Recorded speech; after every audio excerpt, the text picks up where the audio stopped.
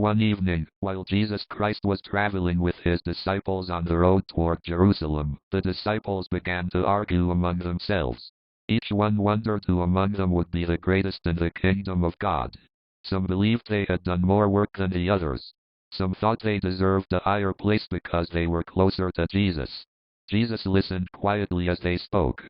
When they arrived at the house where they would rest, he called the disciples together. "Why were you arguing on the road?" he asked gently. The disciples looked at one another but said nothing.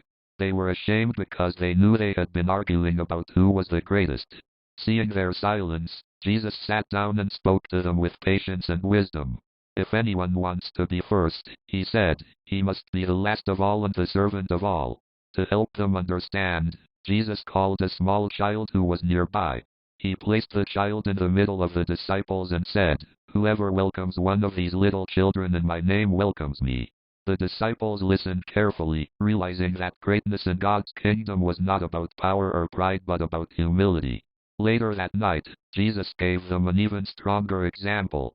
As they gathered for a meal known as the Last Supper, something unexpected happened. In those days, servants usually washed the dusty feet of guests. But no servant was present. Then, to the surprise of everyone, Jesus Christ stood up, took a towel, and began washing the feet of his disciples. When he came to Peter the apostle, Peter was shocked.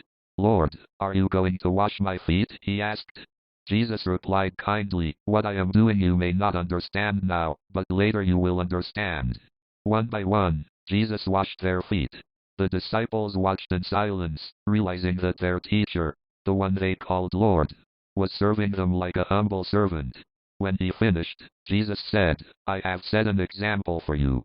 Just as I have served you, you must also serve one another." That night the disciples learned a powerful lesson.